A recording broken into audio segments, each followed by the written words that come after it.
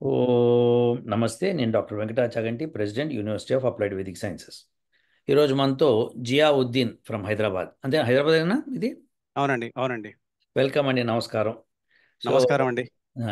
జియావుద్దీన్ గారికి కొన్ని ప్రశ్నలు ఉన్నాయి, అవి హ్మ్. అడగడానికి ముందుకు వచ్చారు. జియావుద్దీన్ గారు, మనం ఇప్పుడు చేస్తున్న వీడియో రికార్డింగ్లోకి వెళ్తుంది. ఆ హ్మ్. రికార్డింగ్ని నేను యూట్యూబ్లో పెడతాను. మీకు అభ్యంతరం ఏమైనా ఉందా? ఏం అభ్యంతరం లేదండి. మీరు యూట్యూబ్‌లో పెట్టొచ్చు. ఎస్. ఇప్పుడు మీ దగ్గర టైం ఎంత అయిందండి? ఇప్పుడు 6:25 PM ఇండియన్ టైమ్.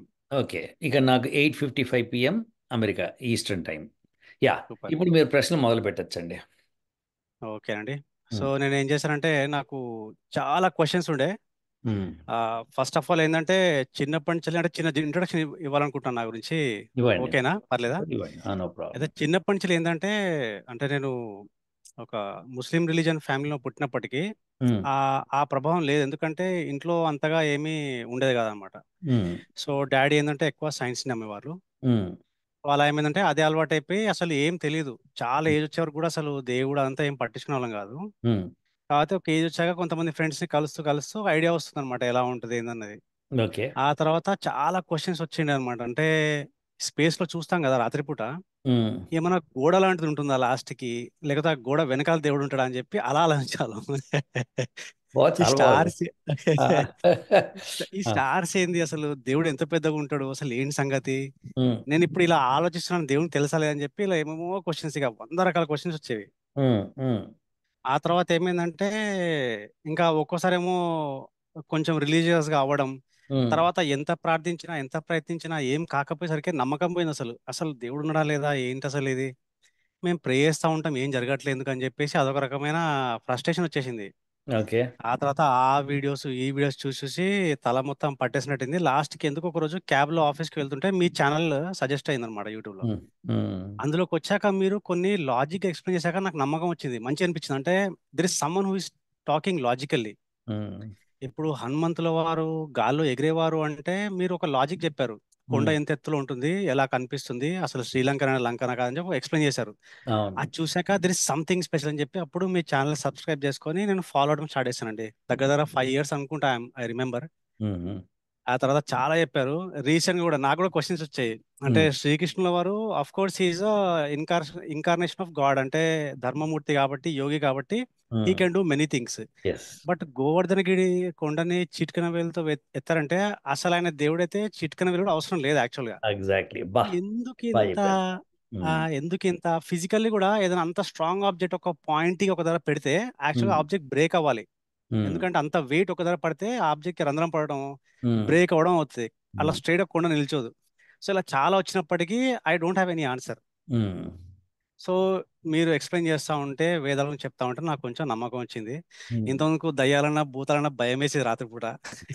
చిన్నప్పుడు బాగా దయ్యాల సినిమాలు చూసి భయపడేవాళ్ళం. కానీ ఇప్పుడు ఆ భయం లేదు సార్. పోయింది. మీరు చెప్పిన తర్వాత అర్థమైంది అసలు ఏంటి ఆత్మ ఏంటి, మనం ఏంటనేది. సో, నాకు కొంచెం అలా ఐ ఓపెనింగ్‌లా అయిందనమాట. వెరీ గుడ్ అండి. సో, ఇప్పుడు చాలా క్వెషన్స్‌కి ఆన్సర్స్ మీ వీడియోస్ చూసి తెలిసిపోయింది సార్. Very so, good. నాకది కాకుండా మీరు చెప్పిన ఆన్సర్‌లోనే కొన్ని అడుగుదాం అనుకుంటున్నాను. ఫస్ట్ క్వెషన్ ఏంటంటే, మనం అష్టాంగ యోగ సాధన చేసి యమ నియమాలు కరెక్ట్‌గా పాటిస్తే మనకు కొన్ని సిద్ధులు వస్తాయన్నారు కదా సార్. అవును. అయితే ఈ సిద్ధులు ఎలాంటివి వస్తాయి? అంటే ఎదుటి వారి మనసులో ఏముందో తెలుసుకోగలమా? ఒకరికున్న వ్యాధులు నయం చేయగలమా? అలాంటిదేమైనా చేయొచ్చా అని చెప్పి నాకు డౌట్ వచ్చింది. ఇది ఇది సాధ్యమేనా? ఇవి చాలా చిన్న విషయాలు. ఈ 2 డెఫినెట్‌గా చేసేస్తారు. ఓహ్! ఎక్సలెంట్. ఆహా! చాలా చిన్న విషయాలు ఇవి. హ్మ్. దీనికి మించిన ఐశ్వర్యాలున్నాయి. ఎక్సలెంట్. ఆహా! సో, ఒక మనిషి ఎదుటివాడి మనసులో ఏముందో ఎప్పుడు తెలుసుకునే ప్రయత్నం చేయొద్దు జియా గారు. హ్మ్. ఎందుకంటే పిచ్చెక్కిపోతుంది. వాళ్ళ ఆలోచనలు ఎలా ఉంటాయో తెలిస్తే మనకి పిచ్చెక్కిపోతుందనమాట. ఎప్పుడూ వాస్తవం. కూడా ఇది నా అనుభవం. హ్మ్. ఎవరి మైండ్‌లో ఏముంది అని వాళ్ళు ఏదైనా హార్మ్ చేస్తారు మనకి అనుకుంటే తప్పితే హ్మ్. హ్మ్. హ్మ్. మిగతా విషయాలు అసలు అవసరమే లేదు. కరెక్ట్. కరెక్ట్. సజెస్ట్ చేస్తాను. ఎందుకంటే వాళ్ళ ఆలోచన విధానంలో మనం పడకూడదు. మన ఆలోచన విధానంలో ఎదుటి వాళ్ళని తీసుకెళ్ళాలి గానీ, వాళ్ళ ఆలోచన విధానంలో మనం పడకూడదు. హ్మ్. వాళ్ళేదో దొంగతనం చేద్దాం అనుకుంటున్నారు. వాళ్ళ మనసుల్లో అది ఉందని తెలిసిన దగ్గర నుంచి మీకు అటువంటి ఆలోచనలొస్తాయి. అదే మంచి ఆలోచనలు ఉన్నాయనుకోండి, చాలా బెనిఫిట్ అవుతారు. కానీ మంచి ఆలోచనలు ఉన్న వాళ్ళ మనసులో ఏముందో మీరు తెలుసుకోవక్కర్లా, వాళ్ళు బయటికి చెప్పేస్తూ ఉంటారు, చక్కగా ప్రశాంతంగా ఉంటారు వాళ్ళు. సో మీకు అది మ్మ్. ఇబ్బంది ఉండదు. కాబట్టి జనరల్గా మీకు అది తెలుసుకోవడం అన్నది చాలా సులభ విషయం. సిద్ధులు వచ్చిన తర్వాత అవి చాలా సులభం అనమాట. మ్మ్. ఇంకా అయితే మనం సిద్ధులని ఉపయోగిస్తూ ఉంటే ఆ పవర్ తగ్గిపోతుందా? మళ్ళీ ఆ దాన్ని మెయింటైన్ సిద్ధులను చేయడానికి మళ్ళీ మనం యమనియమాలు లేదు, చేస్తూనే ఉండాలా? పవర్ తగ్గదండి. పవర్ తగ్గదు, ఆహా. కానీ మిస్యూజ్ చేస్తాం, ఓ. మళ్ళీ ఓకే. మాయలో పడతాం అనమాట. ఆహా. ఇప్పుడు ఫర్ ఎగ్జాంపుల్ నాకు కొన్ని సిద్ధులు వచ్చినాయి, మ్మ్. నేను ఆ సిద్ధుల్ని ప్రదర్శించాను, అప్పుడు మ్మ్. నా చెంతకి పబ్లిక్ చేరిపోతారు. అవును, వాస్తవం. పబ్లిక్ చేరంగానే మళ్ళీ నా మనసు ఎక్కడో ఒక చోట వీక్నెస్లో లోపలికి వెళ్తుంది. ఏమనంటే నన్ను మించిన మ్మ్. వాడు లేడు, మ్మ్. ఆ ఫీలింగ్ వచ్చిందంటే మళ్ళీ సర్వనాశనం. అది. మ్మ్. ఉమ్, అచ్చా అచ్చా అచ్చా. ఉమ్, ఓకే. ఉమ్, అయితే ఆ, ఈ ప్రశ్నకి నాకు సమాధానం దొరికింది. అంటే మనం ఉమ్, సిద్ధులు వస్తే చాలా చేయొచ్చు అని చెప్పి తెలిసింది. ఉమ్, ఇంకోటి ఏంటంటే ఇప్పుడు పరమాత్మ ఈ యూనివర్స్ ని ఎందుకు మొన్నొకరు క్వశ్చన్ అడిగారు, పరమాత్మ ఈ సృష్టిని ఎందుకు చేశారంటే మీరు అన్నారు పరమాత్మ సృష్టి చేస్తే అందులో మనం వచ్చామంటారు కదా. అవును. అసలు మనం అంటే జీవాత్మలం, మనల్ని క్రియేట్ చేయకపోతే మనం వచ్చే ఛాన్సే ఉండదు కదా అని చెప్పి నా ఆలోచన. అట్లా ఎందుకు చేయలేదు పరమాత్మ గారు అని చెప్పి, అంటే ఆయన ఏమన్నా డెఫినెట్ ఆన్సర్ ఇచ్చారా వేదాల్లో Yeah. ఇందుకోసమే చేశాను అన్నట్టు?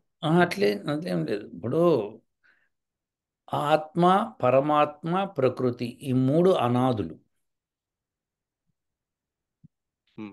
అనాది అంటే ఆది లేదు వాటికి. ఆహా, అంటే పరమాత్మతో పాటు ఇవి ప్రకృతి, ఆ, ఆ, జీవాత్మ అన్ని ఎప్పటికీ ఉన్నాయన్నమాట. ఎప్పటికీ ఉంటాయి, ఎప్పటికీ ఉన్నాయి. ఉమ్. సో మనం ఏంటంటే ఇప్పుడు మనము దుర్భిక్షంగా పడి ఉంటాం, మన జ్ఞానము ఇస్తేనే ఉమ్. వస్తుంది, లేకపోతే లేదనమాట. సో ఉమ్. పరమాత్ముడికి మాత్రమే ఆ జ్ఞానం ఇచ్చే శక్తి ఉంది. ఉమ్. సో ఆయన ప్రకృతిని సృష్టి చేసి జీవాత్మల్ని అందులో ప్రవేశపెట్టాడు. అంటే ఎందుకంటే జీవాత్మ అడుగుతోంది నాకు ఆ ప్రకృతిలో ప్రవేశించాలి అని. సో అడిగినప్పుడు ఆ జీవాత్మ ప్రవేశపెట్టిన తర్వాత ఆయన శుభ్రంగా చెప్పాడు, ఈ ఇందులో ప్రవేశించాలంటే ఇవి కండిషన్స్ అని చెప్పి వేదం ఇచ్చాడు. మనం ఆ వేదాన్ని పక్కన పడేసేసి మిగతావన్నీ పట్టించుకుంటున్నాం కాబట్టి మనం ఈ సృష్టిలో ప్రవేశించిన తర్వాత ఆ మాయలో పడిపోతాం. ఎప్పుడు ఇందాక యోగి విషయం చెప్పాను కదా, యోగి అవును. తనంతట వాడు లేడు అనుకున్నప్పుడు మాయలో పడిపోతాడు. ఉమ్. పరమాత్మను సృష్టి చేసి సృష్టిలో ఎన్ని నువ్వు కనుక్కుంటే, ఎంత నువ్వు డెవలప్ అవ్వాలనుకుంటే, ఎంత నువ్వు జ్ఞాని ప్రూవ్ చేసుకోవాలంటే చేసుకోమనే మనకి ఇచ్చాడు అవకాశం. ఉమ్. లేకపోతే మనము ఇంత డెవలప్మెంట్ ఉండదు మనలో. ఓకే. యా. అయితే నేనేమనుకున్నాను అంటే పరమాత్మనే జీవాత్మను సృష్టించారేమో, అందువల్లనే మనం రావడానికి ఆస్కారం వచ్చింది అనుకున్నాను. ఆయన అప్పుడు సృష్టించకపోతే ఆయనది అసలు తప్పు అవుతుంది. అవును. సృష్టించిన ఆయనదైతే ఆయనది తప్పు అయిపోతుంది, మనది అవ్వనే అవ్వదు. మీరు నేను ఒకే రకమైన సంపద కలిగి ఒకే రకమైన సుఖాలు కలిగి ఉంటాం. అవును. ఎప్పుడైతే ఆయన, మనం ఇండివిజువల్స్ కాబట్టి మన నిర్ణయాల మీదే మనం ఆధారపడి ఉన్నాం.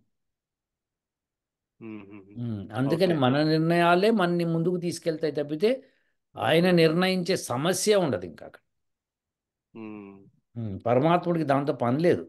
నేను సృష్టి చేసిన, నువ్వు వెళ్తా అన్నావు, వెళ్ళిరా భయ్ అన్నాం. ఉమ్. ఉమ్. వెళ్ళిన తర్వాత ఈ రూల్స్ పాటించు, పాటిస్తే నీకు ఉమ్. సుఖం వస్తుంది లేదా దుఃఖం ఉమ్. వస్తుంది, సింపుల్ స్టోరీ. సుఖం అంటే గుడ్. ఏంటి? ఉత్తమ జన్మలు మళ్ళీ రావటం లేదా మోక్షం రావటం. దుఃఖం అంటే ఉమ్. ఏమిటి? మళ్ళీ నీచ జన్మలు రావటం, మళ్ళీ మళ్ళీ జన్మలు తీసుకోవటం. అది. ఉమ్. ఉమ్.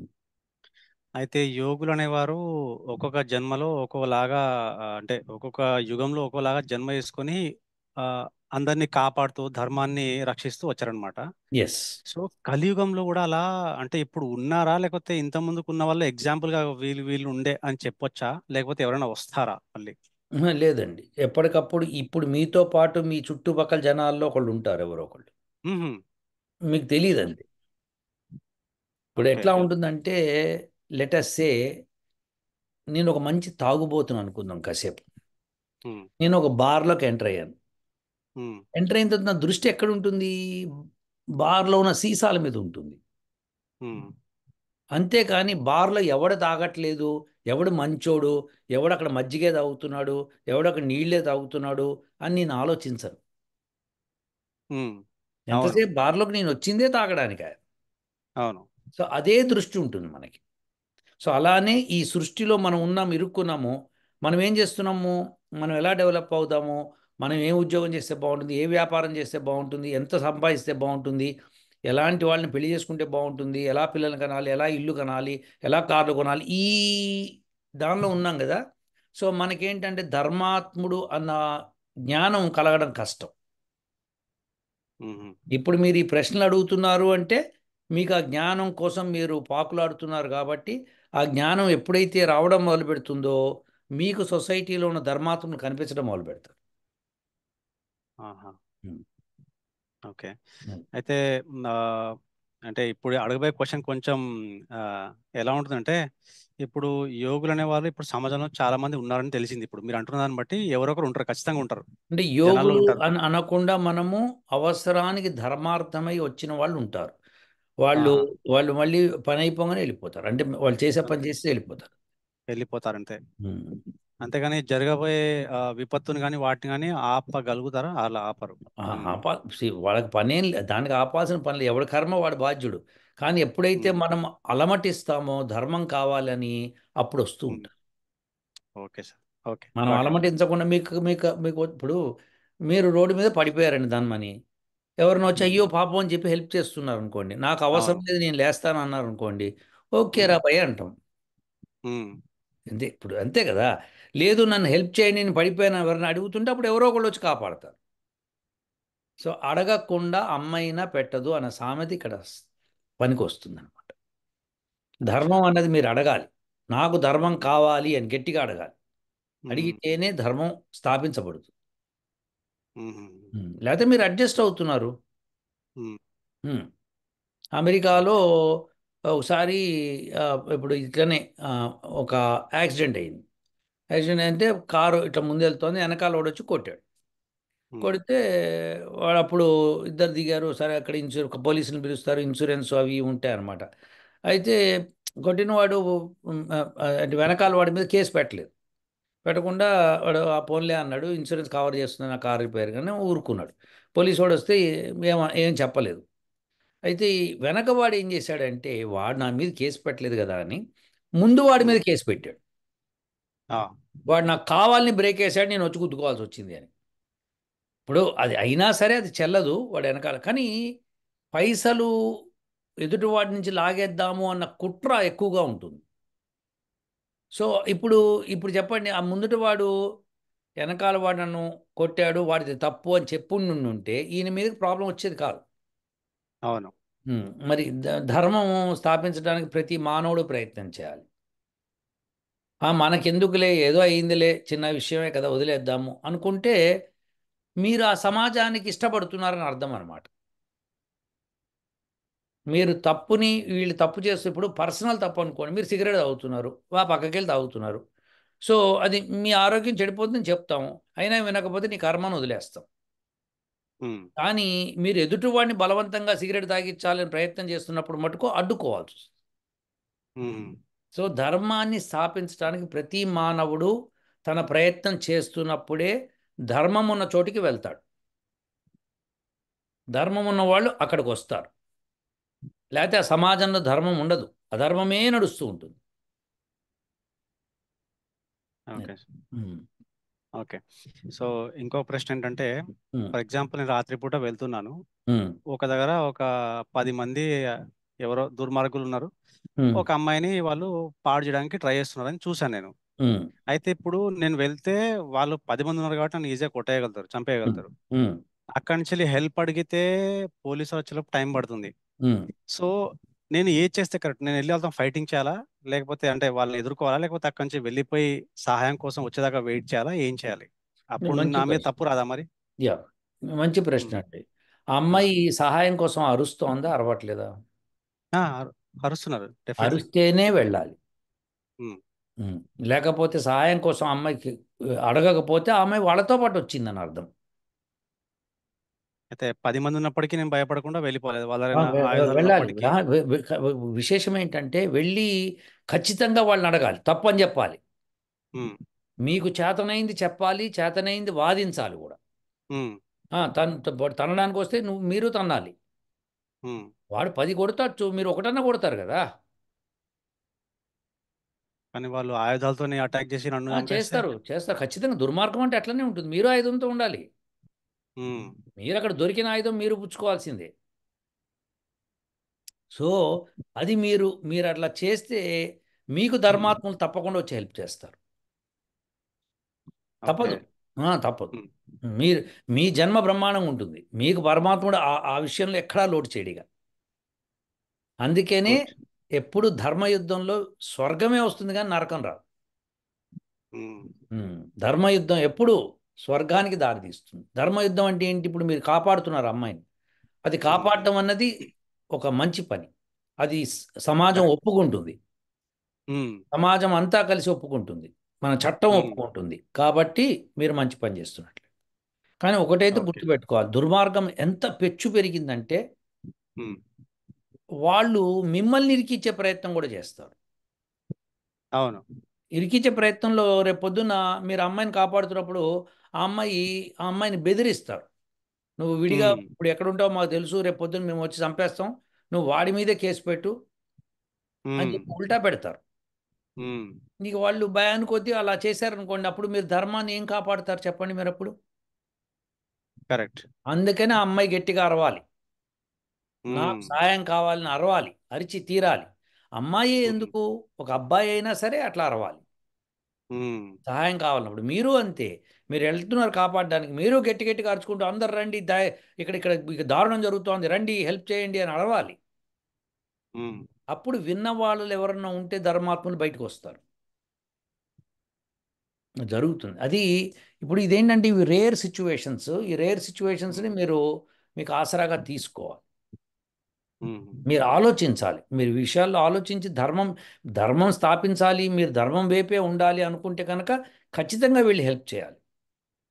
ఉమ్, నాకు శక్తి చాలదండి, వాళ్ళు 10 మంది ఉన్నారు, 10 మంది ఆయుధాలతో ఉన్నారు అంటే నిజమే. అలాంటప్పుడు మీరు మిమ్మల్ని చంపుకోకుండా కాపాడుకుంటూ వాళ్ళని, ఆ అమ్మాయిని ఎట్లా కాపాడాలో ఆలోచించాలి. ట్రై చేయాలి. ఉమ్, ట్రై చేయాలి, తప్పకుండా ట్రై చేయాలి. మీ శక్తి అంతే కదా మరి. అంతే. అవును. ఉమ్, ఉమ్. సో శక్తి కానీ ఖచ్చితంగా మీరు దాన్ని ఆ, కాపాడే ప్రయత్నం చేయాలి, ఆ సందర్భాన్ని. సో దాన్ని ఎలా చేస్తారు ఏమిటి అన్నది మీరు ఆలోచించుకోవచ్చు. తర్వాత వాళ్ళని మీరు గుర్తుపట్టచ్చు, కోర్టులో కేసు పెట్టచ్చు, ఏమైనా చేయొచ్చు, అవన్నీ కూడా ఉంటాయి. అయితే ఇప్పుడు ఈ సినారీలో నేను ఒక మామూలు వ్యక్తిని కాబట్టి నేను నన్ను కాపాడుకొని ఆమెని కాపాడడానికి ట్రై చేస్తాను. ఎస్. అక్కడ నాకు కూడా దెబ్బలు తగిలే ఛాన్స్ ఉంటాయి. ఎస్. అదే నాకు గనక అన్ని సిద్ధులు వచ్చు, అప్పుడు నేను గనక వాళ్ళని ఈజీగా ఎదుర్కోగలుగుతాం కదా. సిద్ధులు ఖచ్చితంగా. వచ్చిన వాడిని అయితే ఎస్. అప్పుడు వాళ్ళని గనక ఒకవేళ నేను అంటే కొంచెం కోపంలో గనక వాళ్ళని సంహరిస్తే మొత్తానికి, మరి పరమాత్మ నాకు శిక్ష వేస్తాడా? అంటే సిద్ధులను ఉపయోగించి ఒక ప్రాణాలను తీసావు, ఆ 10 మందిని అని చెప్పి శిక్షిస్తాడా, లేకపోతే నువ్వు చేసిన చాలా మంచి పని అని చెప్పేసి నాకు ఉన్న ఉన్నత గతులు ఇస్తారా? ఎప్పుడు గుర్తుపెట్టుకోండి, ధర్మం కోసము సంహారం తప్పదు. ఉమ్, వాడు ఏం చేయకుండా మీరు సంహారం చేస్తే తప్పు అవుతుంది కానీ వాళ్ళు అవును. చేస్తున్న దుర్మార్గాన్ని మీరు ఖండిస్తున్నారు. ఉమ్, ఇప్పుడు ఫర్ ఎగ్జాంపుల్ మీరు మీరు ఇప్పుడు ఇట్లున్నారు, మీరేమనుకున్నారు, మీ ఒక నమ్మకం ఉంది. ఆ నమ్మకం ఏంటంటే రాత్రిపూట ఎవరు ఈ పని చేయకూడదని మీరు నమ్ముతున్నారు, పగలు చేయొచ్చు అని నమ్ముతున్నారు అనుకుందాం కాసేపు. సో ఉమ్, రాత్రిపూట చేస్తున్నారు కాబట్టి అధర్మం కాబట్టి నేను చంపుతున్నాను అని అనొచ్చు మీరు. ఇప్పుడు అలా ఉమ్, మీ నమ్మకాన్ని ప్రకారం, కానీ అది చట్టము ఉమ్, దాన్ని అంగీకరిస్తుందా అంగీకరించదా అంటే చట్టం ఎప్పుడు ఎవరైనా చంపమని అంగీకరించదు. అవును.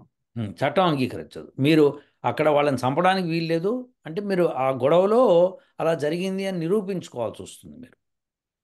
మీరు కావాలని ఎవరిని చంపలేదని నిరూపించుకోవాల్సి వస్తుంది. ఎందుకంటే ఆ అమ్మాయిని మీరు కాపాడే ప్రొసీజర్లో మీకు ఇది జరిగింది అంటే కనుక అది మీరు నిరూపించుకోవాలి. ఇవన్నిటికీ మీరు సిద్ధం అవ్వాలి. ఉమ్, ధర్మాన్ని కాపాడేవాడికి ఈ ఇబ్బందులన్నీ, అధర్మం కాపాడేవాడికి, అధర్మాన్ని పాటించేవాడికి లేవు. ఉమ్. రూల్స్ అన్నీ ధర్మం పాటించేవాడికి. సరే. ఈ ప్రశ్నలు అడగడానికి కారణం ఏంటంటే ఉమ్, సమాజంలో చెడు ఎంత ఉందో మంచి వాళ్ళు కూడా చాలా మంది ఉన్నారు. ఉమ్, ఇన్ఫాక్ట్ నాకు మంచి వాళ్ళు ఎక్కువ కనిపిస్తూ ఉంటారు.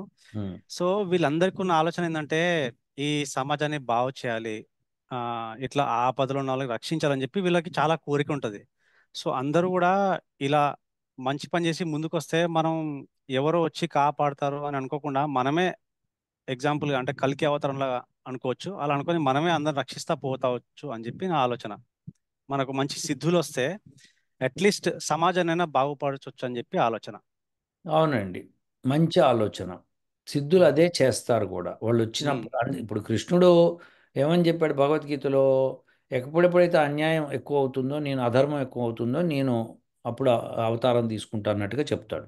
అప్పుడు పుడతాను ఉమ్, అంటే అతను యోగి కాబట్టి ఉమ్, అతను ఎక్కడ అధర్మం పెరుగుతుందో అక్కడికి వెళ్ళి ఆయన జన్మ తీసుకొని ఆయన ధర్మాన్ని స్థాపించే ప్రయత్నం చేస్తాడు. చూడండి, ఆయన ధర్మాన్ని స్థాపించేటప్పుడు కూడా పాండవులు అరణ్యవాసం చేయవలసి వచ్చింది. అవును. ఎందుకంటే ఆయన లిమిటేషన్స్లో ఆయన ఉన్నాడు. ఉమ్, ఏమన్నాడు ధర్మరాజు? నువ్వు పేక ఆడుకున్నావు, నేను కాదు కదా. అవును. నువ్వు నన్ను వాస్తవం. అడిగి చేసినావా? చేయలేదు కదా.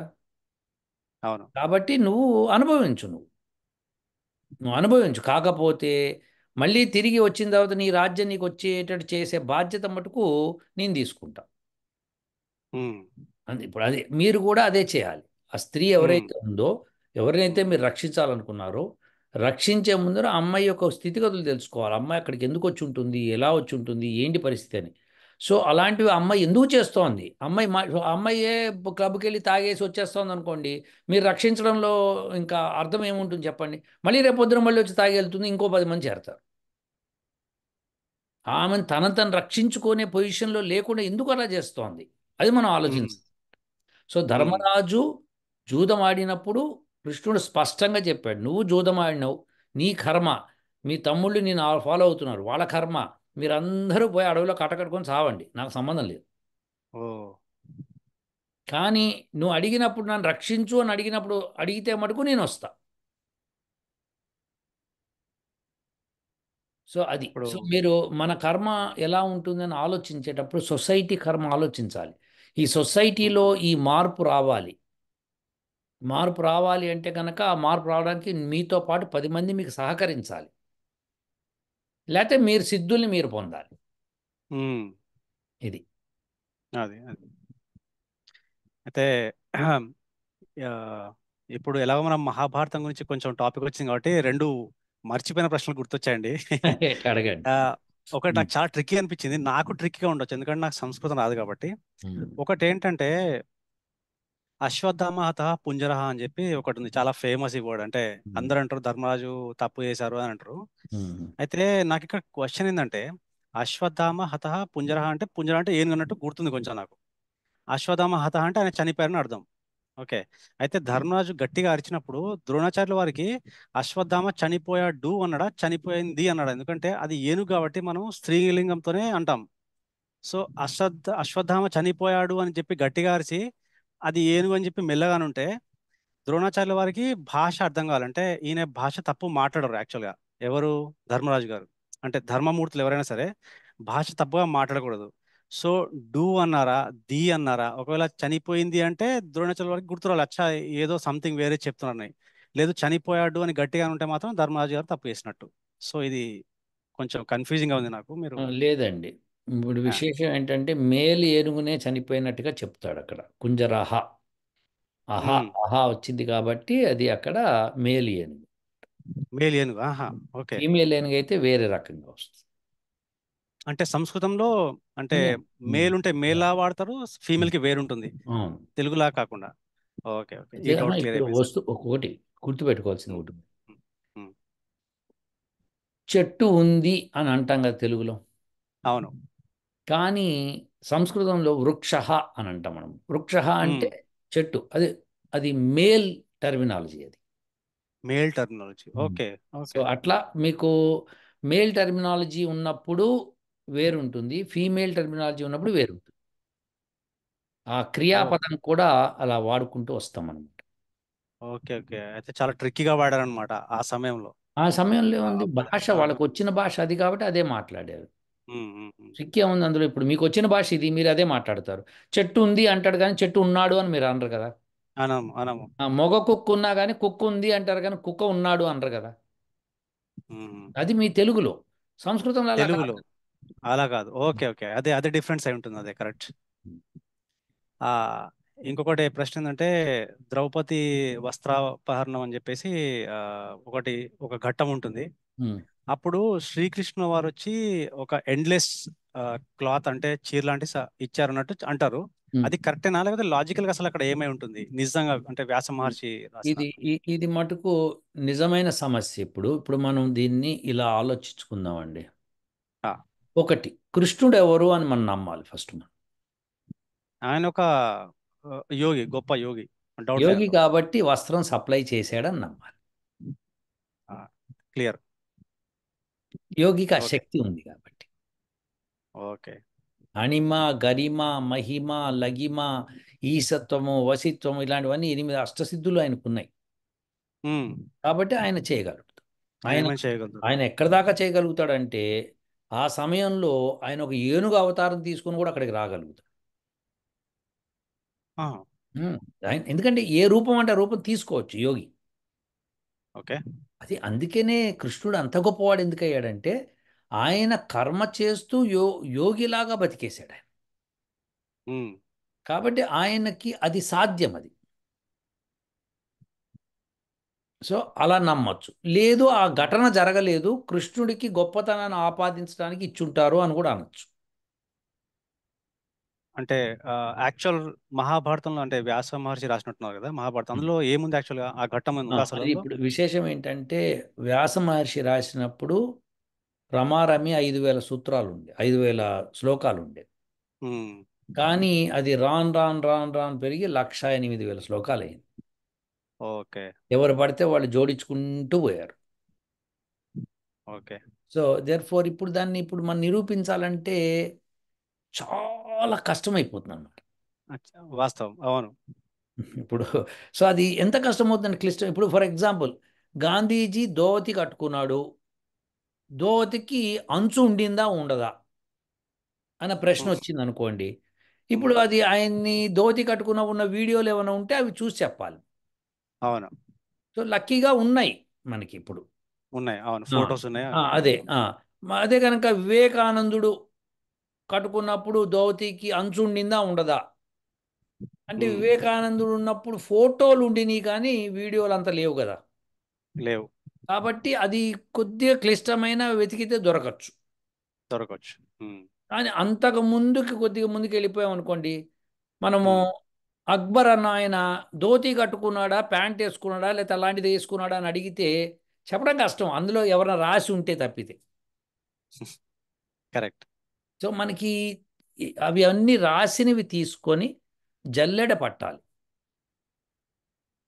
ఇక్కడ తప్పు రాసి ఉండాలి, ఎందుకంటే ఇది కాంట్రడిక్ట్ చేస్తోంది, ఇది కరెక్ట్, ఇది సపోర్ట్ చేస్తోంది అని ఉమ్, మనం వెళ్ళవలసి ఉంటుంది. సో అది మనం ఓవరాల్గా మనం తెలుసుకోవాల్సింది ఏంటంటే వ్యాస భారతము 5,000 శ్లోకాలకి మించి లేదు.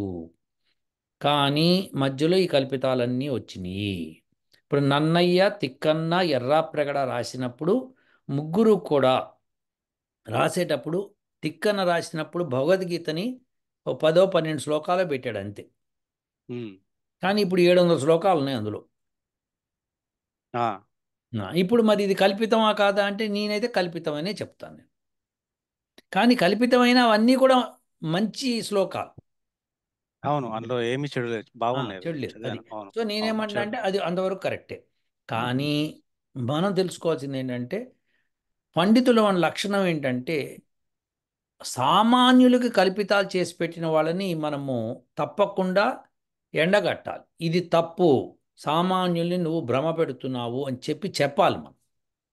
ఉమ్, చెప్పకపోతే ఏమవుతుందంటే అన్యాయము అధర్మము పెచ్చు పెరుగుతుంది లోపల.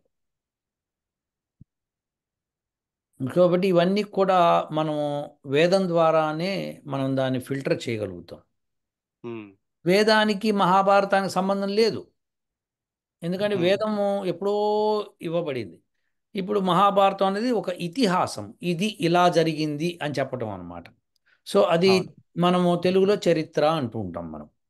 సో ఉమ్, అది మనకు చెప్పబడింది. సో దీనిలో ఎవడు ఏమైనా రాసుకోవచ్చు, కానీ అది వేదపరంగా ఆ రాజు తప్పు చేశాడా కరెక్ట్ చేశాడా ఇది చెప్పడానికి వీలవుతుంది మనకి. సో అంతవరకు. కరెక్ట్. ఓకే.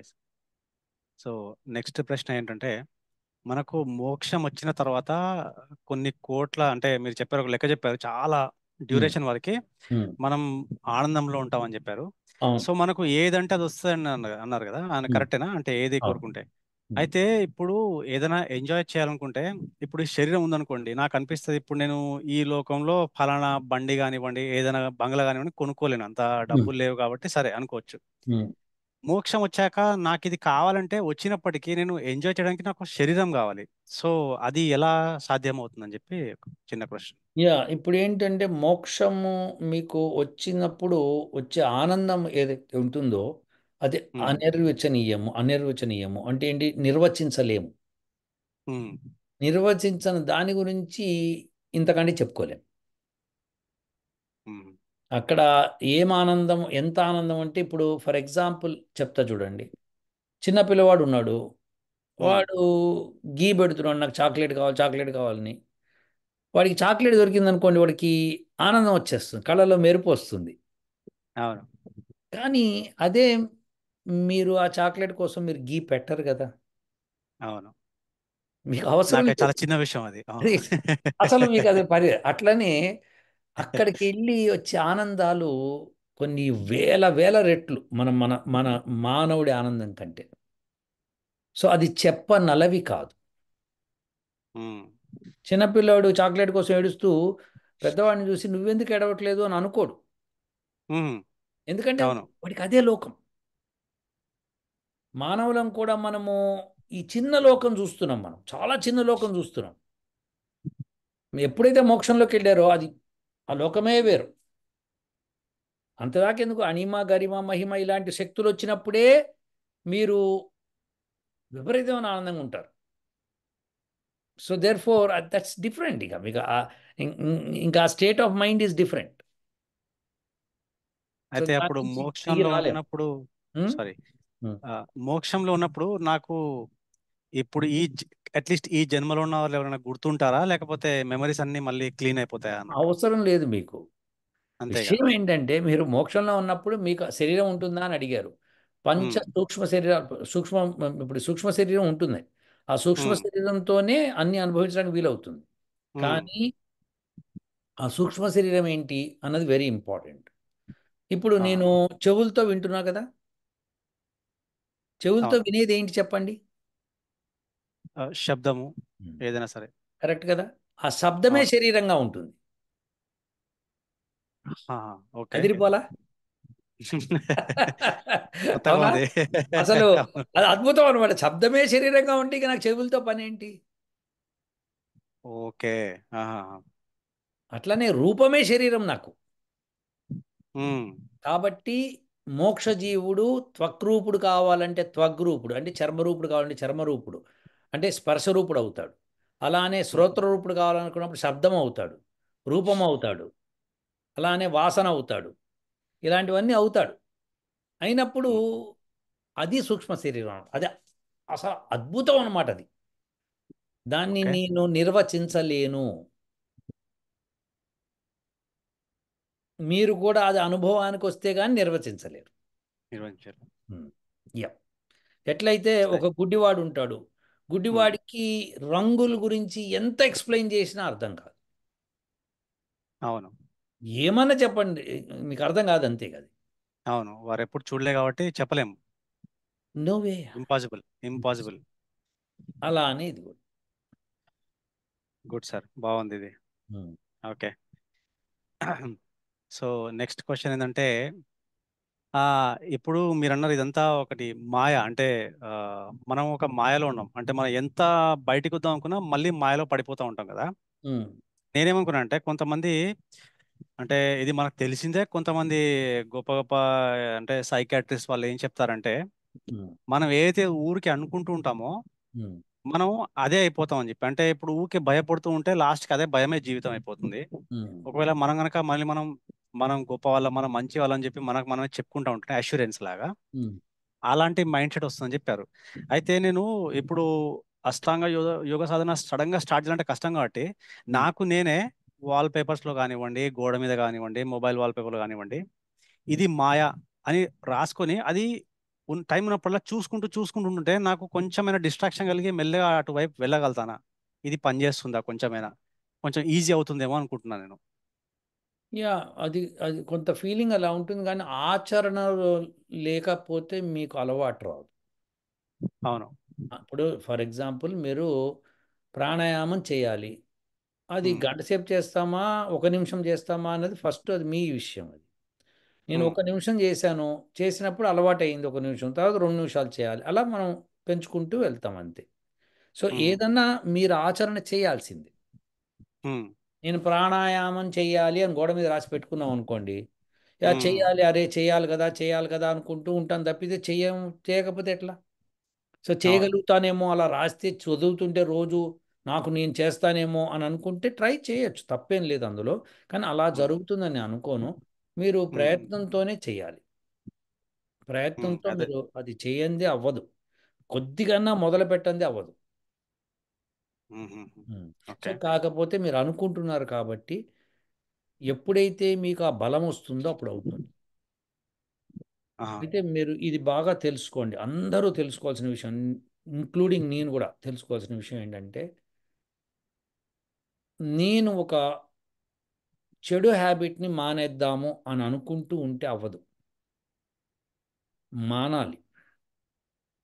ఎందుకంటే ఇప్పుడు నేనేమనుకుంటానంటే, ఓకే, నేను ఇప్పుడు స్వీట్ తినకూడదు, ఆపాలి అనుకుంటా. కానీ ఈ ఒక్కరోజు తిని రేపటి నుంచి ఆపుతాను అనుకున్నాం అనుకోండి, ఈ ఒక్కరోజు తినటము అన్నది మళ్ళీ రేపటి కంటిన్యూ అవుతుంది తప్పితే ఆగదు. అవును. అది వెరీ రేర్గా ఎవడికో కోట్లకి, నూరు కోట్లకో ఒకటికి అవుతుంది అట్లా. మనం అంతా సామాన్యులం.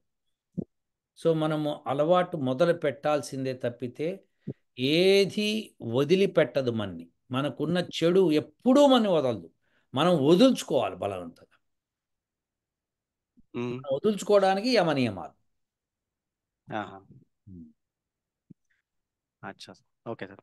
సో నెక్స్ట్ క్వశ్చన్ ఏంటంటే, ఆ, మనం ఏదైనా అనుకుంటే పరమాత్మకి వినిపించి ఆయన మన కర్మలని బట్టి ఈ జన్మలో అయితే ఈ జన్మలో, ఉమ్, వేరే జన్మలో అయితే వేరే జన్మలో మనకు అన్ని సమకూరుస్తారు. సో ఏదైనా కోరుకునే ముందు జాగ్రత్త కోరుకోవాలన్నారు కదా. అవును. ఒక్కోసారి మనం కోపంలోనో లేకపోతే ఎవరో చెప్పిన అబద్ధపు మాటలు విని ఒకరి గురించి చెడుగా అనుకుంటాము. అవును. తర్వాత వాళ్ళు మంచిగా అనిపించినప్పుడు క్షమించాలని చెప్పి అనుకుంటాం, అంటే అలా జరగదు అనుకుంటాము.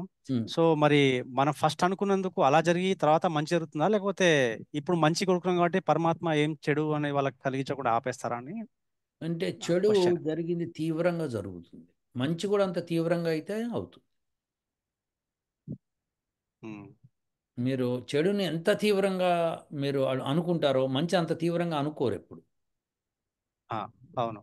వాడు ఇట్లా అన్నాడా, వాడు అట్లా అన్నాడా, ఇదిరా అదిరా అని చెప్పి మనము మనం కుత కుతలు ఆడిపోతాం అనమాట.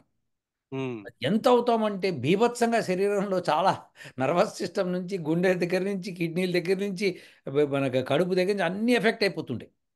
మనకు ఉమ్, తెలియదు ఆ విషయం. అది అవును. మళ్ళీ మంచి అనుకుంటాడు, అయ్యో అట్లా చేశామా అని అనుకొని ఒకసారి రెండుసార్లు అనుకొని, సరే వాడికి మంచి జరగాలనుకుంటున్నాను అనుకుంటాం, కానీ మనము తపన పడం మంచి జరగాలి అతనికి మళ్ళీ అని. అది ఉమ్, ఉండదు. మన చెడు జరగాలని తపన ఎంత పడతాం, మనిషి యొక్క నేచర్ అది. ఇప్పుడు డిస్ట్రక్షన్ అనేది చాలా ఫాస్ట్గా జరుగుతుంది కన్స్ట్రక్షన్ కంటే. అవును ఇది మనం గుర్తుపెట్టుకుంటే అర్థమైంది. సార్. ఓకే. నెక్స్ట్ క్వశ్చన్ ఏంటంటే, ఈ క్వశ్చన్ ఏంటంటే ఇది ఆ, పెళ్లి చేసుకోవడం అనేది వేదాల ప్రకారం మీరు 6 or 8 విధాలు సంథింగ్ చెప్పారు, గుర్తులేదు నెంబర్స్, యా. కానీ గుర్తున్నాయి. అలానే ఇప్పుడు విడాకులు తీసుకోవాలంటే ఏ సందర్భాల్లో తీసుకోవాలి, ఎలా తీసుకోవాలి? అండ్ ఈ రోజుల్లో చాలా మంది ఇప్పుడు యుఎస్ లో అంటే ఈవెన్ ఇండియాలో కూడా నడుస్తుంది అలా. కానీ ఏంటంటే డివోర్స్ తీసుకొని అలీమనీ అని చెప్పి డబ్బులు కొంత అమ్మాయికి ఇవ్వాల్సి వస్తుంది అనమాట, అబ్బాయి. సో మనం వేద ప్రకారం ఎలా అసలు ఏం రాస్తుంది అంటే ఎందుకు తీసుకోవచ్చు, ఎలాంటి సమయాల్లో తీసుకోవచ్చు, సందర్భాల్లో తీసుకోవచ్చు అని చెప్పి వేదంలో ఎలా రాసింది అసలు? ఇప్పుడు వేద ప్రకారము విడాకులు లేవండి. ఆ, ఉమ్. ఇప్పుడు మీరు, ఇప్పుడు వేదం ప్రకారం లేవు కదా, కాబట్టి నేను వేదాన్ని ఫాలో అవుతున్నా కదా, నేను విడాకులు ఇవ్వను కదా అని అనుకున్నారు అనుకుందాం కాసేపు. కానీ ఎప్పుడు మనం ముందు పెట్టాల్సింది చట్టాన్ని ముందు పెట్టాలి. ఎందుకంటే వేదమే చెప్తుంది. మన దేశం కాన్స్టిట్యూషన్ రాజు ఏం చెప్తున్నాడు అన్నది మనం పాటించాలి ఫస్ట్. సో మన దేశ కాన్స్టిట్యూషన్ ఏం చెప్తుందంటే విడాకులు తీసుకోవచ్చు, అలిమని కట్టాలి అని చెప్తుంది అనుకోండి, కట్టాల్సింది. మరి వేదం ప్రకారం అసలు నేను విడాకులే తీసుకోకూడదు, విడాకులు లేవు, అప్పుడు ఏం చేద్దాం? సో వేదం ప్రకారము మరి వాడు పెళ్లి చేసుకున్నాక ఆ అమ్మాయికి చాలా ఇబ్బంది అవుతుంది, లేకపోతే అబ్బాయికి చాలా ఇబ్బంది అవుతుంది ఇలా అన్నాను అనుకోండి, అందుకనే నువ్వు స్వయంవరం చేసుకోవాలని చెప్తుంది వేదం. స్వయంగా వరించి చేసుకోమని చెప్తుంది. స్వయంగా వరించి అన్నప్పుడు ఆ అమ్మాయి గురించి ఆ అబ్బాయి గురించి ముందరే ఒకళ్ళనొకళ్ళు బాగా తెలుసుకోవాలి. తెలుసుకొని ఓకే వీళ్ళతో నేను జీవితం గడపచ్చు అనుకుంటేనే పెళ్లి చేసుకోవాలి. ఉమ్, ఇప్పుడు పెళ్లి చేసుకున్నాక ఇప్పుడు ఎవరికైనా పిల్లలు పుట్టారండి, పిల్లలు పుట్టిన తర్వాత ఆ పిల్లల్లో ఏదైనా వీక్నెస్ ఉందనుకోండి, తల్లిదండ్రులు ఆ వీక్నెస్ని ఎట్లా సర్దిద్దాలని ప్రయత్నం చేస్తారు తప్పితే వదిలేయరు కదా పిల్లల్ని. అలానే పెళ్లి అవును. చేసుకున్న వాళ్ళు కూడా వీక్నెస్ సర్దిద్దే ప్రయత్నం చేయాలి. కనీసము ఒక కొన్ని సంవత్సరాలు ప్రయత్నం చేయాలి. సాధ్యం కాలేదనుకోండి, అప్పుడు ఎలా జీవించాలి అనుకుని వచ్చినప్పుడు, లేకపోతే ఎవరికన్నా ఇబ్బంది అవుతుందని అనుకున్నప్పుడు అది చేయాల్సి వస్తుంది. ఉమ్, అది. సో అందుకని ఇది చాలా క్లిష్టమైన సమస్య ఇది. మనం ఏది ఫాలో అవుతున్నాం? కాన్స్టిట్యూషన్ ఫాలో అయ్యి పెళ్లి ఉమ్, చేసుకుంటున్నామా, వేదం ఫాలో అయ్యి పెళ్లి చేసుకుంటున్నామా అన్నది వెరీ ఇంపార్టెంట్. సో ఉమ్. వేదాన్ని కూడా అప్పుడు మనం ఇప్పుడు లేదండి నేను వేదమే ఫాలో అవుతాను, నేను కాన్స్టిట్యూషన్ ఫాలో కాను అంటే కాన్స్టిట్యూషన్ కోర్టులో కొట్లాడాలి మనం. పెళ్లి ఉమ్, చేసుకునే ముందు నేను వేదాన్ని ఫాలో అవుతున్నాను కాబట్టి ఎట్టి ఉమ్, పరిస్థితుల్లో విడాకులు ఇవ్వను అని ఉమ్, చెప్పి ముందరే డిక్లేర్ చేసి అమ్మాయికి కూడా చెప్పడమే. ఉమ్. సో అది ఇష్టమైతేనే రా, లేకపోతే రావద్దని ఖచ్చితంగా చెప్పి తీరాలి. అది దానికి వాళ్ళు అలాంటప్పుడు అలా ఇష్టపడి వస్తే తప్పేం లేదు. అది డాక్యుమెంట్ మీరు అగ్రిమెంట్ రాయించుకోవచ్చు, మీరు అలా ప్రొసీడ్ అయిపోయి. లేదు నేను నేను నాకు నచ్చకపోతే నిన్ను వదిలేస్తాను, దీనికి నీకు ఇష్టమైతే రా, లేకపోతే లేదు నేను అలిమోని ఇవ్వను, పైసా ఇవ్వను, నువ్వు నాకు నచ్చినట్టుగా ఉండాల్సిందే అని ఒప్పుకుంటే, ఆ అమ్మాయి ఒప్పుకుంది అనుకోండి, చేసుకోవచ్చు అట్లా. కానీ అలా జరగదు కదా, ఎవరు అన్నారు కదా అట్లా. సో దేర్ ఫోర్ మనం ఇది ఒక సంక్లిష్టమైన సమస్య ఇది. అవును సార్, ఎందుకంటే ఇప్పుడు మీరు అన్నట్టు ఆ, వేదమే చెబుతుంది అక్కడ రాజు ఏం చెప్తే అది వినాలని. అవును. అయితే ఐ థింక్ 2-3 ఇయర్స్ బ్యాక్ అనుకుంటా, నాకు గుర్తులేదు అది ఏ కోర్ట్ అనేది కూడా గుర్తులేదు, కానీ నాకు ఈ న్యూస్ బాగా గుర్తుంది. మనం వివాహితులం అంటే పెళ్లి అయి ఉన్నప్పటికి కూడా మళ్ళీ లివింగ్ రిలేషన్షిప్ ఉండొచ్చు అని చెప్పి ఏదో ఒకటి అదేదో న్యూస్ ఇప్పుడు ఆ వచ్చింది. దరిద్రం అంతా ఏదో వచ్చేసింది, ఆ అది మనం దానికి అలాంటిది ఉమ్, పాటిస్తే మరి మనం వేదం ప్రకారం తప్పు చేసిన వాళ్ళం అవుతాం, తప్పు కానీ తప్పు వేదం చెప్తుంది రాజు చెప్పినట్టు పాటించాలని. సో ఈ రా- కాంట్రడిక్షన్ ఎలా? ఎక్కడికంటే మీరు చట్ట వ్యతిరేకం చెయ్యొద్దు, కానీ వేదం ఇలా ఇప్పుడు వేదం ఏం చెప్తుందంటే అబార్షన్ కుదరదని చెప్పేస్తుంది వేదం. ఉమ్, కుదరదు, ఉమ్, తప్పని చెప్తుంది. ఉమ్, కానీ చట్టం ఏం చెప్తుంది? నువ్వు అబార్షన్ చేసుకోవచ్చు అని చెప్తుంది. ఉమ్. కాబట్టి చట్టం ప్రకారం మీరు పాటిస్తే ఆ పాపం చట్టాన్ని అవుతుంది, అంటే చట్టాన్ని నిర్మించిన వాళ్ళది అవుతుంది, ఆహా, ఓకే. నీకు అంటదు. ఇది గొప్ప చట్టాన్ని విషయం కదా. నిర్మించిన వారు, చట్టాన్ని నిర్మించిన వారు అంటే ఎవరైతే రాస్తారో చట్టాన్ని వాళ్ళ రా పాపం అవుతుంది, కానీ రాయటం కాదు, ఆ ఆలోచన ఆ, చేసి దానిలో పెట్టాలి అనే హక్కు ఎవరికి ఉందో వాళ్ళకు. అంటే జడ్జికి అనుకోవచ్చు మనం, అంటే ఆయన ఒకవేళ ఇస్తే. ఎవరైతే చట్టాన్ని రాశారు, ఇప్పుడు ఇప్పుడు విడాకుల బిల్లు పార్లమెంట్లో కదా పాస్ అయింది. ఉమ్, సో అంతే. పార్లమెంట్లో చేసిన పెద్దలందరికీ తప్పు అవుతుంది. ఒకవేళ వాళ్ళు కనుక చనిపోయి ఉండి ఆ చట్టం 100 సంవత్సరాల నుంచి అలానే ఉండి ఉంటే అప్పుడు అప్పుడు ఆ ఎవరికి పాపం తగ్గుతుంది? వాళ్ళకి అంటుతూనే ఉంటుంది. ఏ జన్మలో ఉన్నా కూడా. ఏ ఇక సమస్య లేదు. అయ్యో. ఎందుకంటే అందుకనే తప్పు చేయొద్దని చెప్పేది. ఆ, రాజు తప్పు చేస్తే ఎంత భయంకరమైన శిక్ష అంటే అది ఉమ్, కుదరదు. మనకి మనకి పురాణాల్లో చెప్తారు ఏమనంటే ప్రజలు చేసే పాపంలో 7వ వంతు రాజుకు అంటుతుంది. అయ్యో. ఉమ్. అందుకే ఎప్పుడు రాజా వాళ్ళని కోరుకోకూడదు. యా. సరే. సరే. గుడ్ గుడ్ అయితే సార్. ఈ ఈ ఈ సెషన్ ఇప్పటితో ముగిద్దాం. ఇంకో మీటింగ్ ఉంది నాకు మళ్ళీ. సో, సరే సార్. నెక్స్ట్ మళ్ళీ ఇంకొక మీటింగ్ పెట్టుకుందాం. Next week next week. తప్పకుండా ఓకేనా? సో, తప్పకుండా నాకు తప్పకుండా ఈమెయిల్ సార్. పెట్టండి. మీరు ఏ ఉమ్, డేట్స్‌లో ఫ్రీ ఉన్నారో నేను చూసుకుంటాను. చూసుకుని దాని ప్రకారం ఉమ్. మనం మళ్ళీ చేద్దాం. సరేనా? Okay sir. Thank you sir. ఉంటా. Thank you. నమస్కారం సార్. ఓహ్!